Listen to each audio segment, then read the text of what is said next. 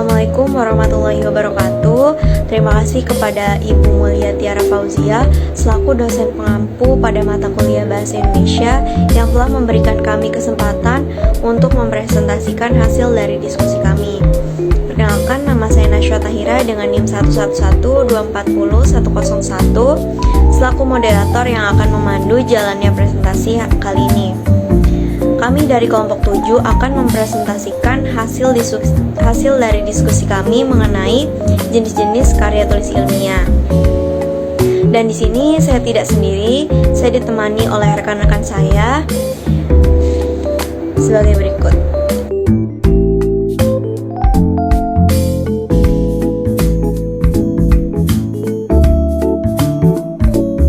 Pertama adalah latar belakang. Karya tulis ilmiah itu merupakan salah satu bentuk pengembangan pengetahuan yang bertujuan untuk memberikan kontribusi terhadap ilmu pengetahuan.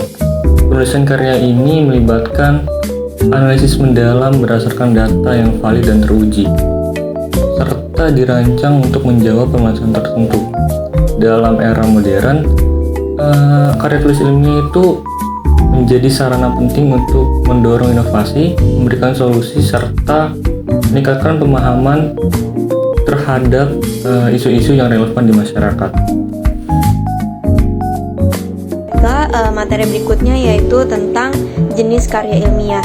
Jenis karya ilmiah itu dibagi menjadi dua. Yang pertama ada berdasarkan forum yang digunakan, yang kedua ada berdasarkan capaian akademis. Nah, yang pertama ini berdasarkan forum yang digunakan, yaitu ada artikel. Artikel adalah suatu tulisan yang berisi pendapat subjektif dari penulis mengenai suatu peristiwa ataupun masalah. Nah, dari segi sistematika penulisan dan isinya, artikel dapat dikelompokkan menjadi dua macam, yaitu artikel hasil penelitian dan artikel non-penelitian.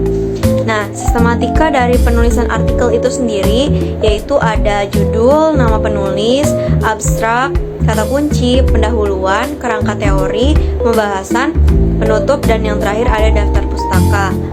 Selanjutnya ada kertas kerja atau paper, yaitu adalah jenis karya ilmiah yang mirip dengan makalah, tapi bedanya itu kalau kertas kerja ini disusun dengan analisis yang lebih mendalam dan juga tajam.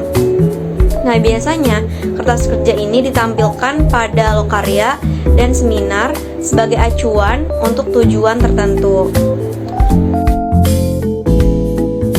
Laporan penelitian adalah karya tulis yang memaparkan data hasil dari suatu observasi atau temuan di lapangan yang kemudian dibentuk dalam sebuah tulisan berupa laporan yang bersifat penelitian.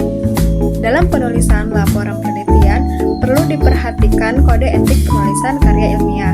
Kode etik ini berkaitan dengan pengutipan, perizinan bahan, dan penyebutan sumber data atau informan. Laporan penelitian memiliki fungsi sebagai media komunikasi antara peneliti dan masyarakat. Lalu, bentuk pertanggungjawaban dari pengetahuan yang diperoleh dan sumber informasi yang berguna untuk pengembangan ilmu pengetahuan.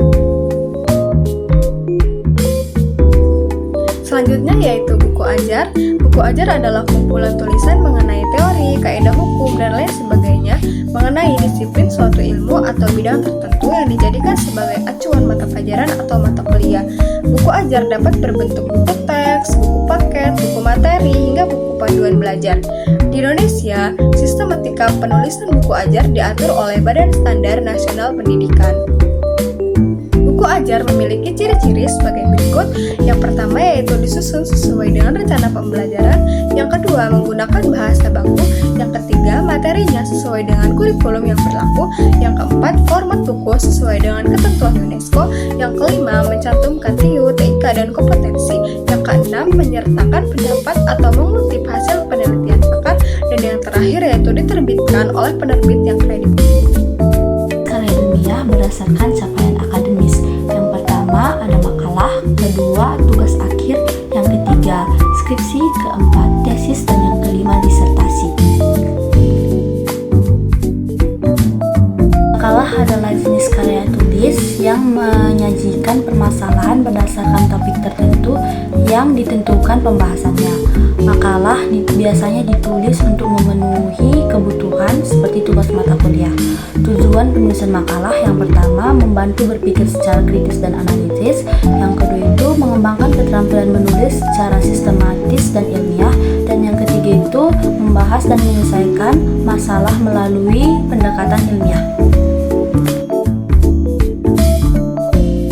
Tugas akhir merupakan karya tulis yang berupa tulisan yang dituju untuk mencapai suatu penyelesaian studi. Dalam hal ini yaitu jenjang D3 atau diploma 3. Tujuan tugas akhir yang pertama membuktikan kemampuan mahasiswa dalam mengaplikasikan ilmu yang ia pelajari.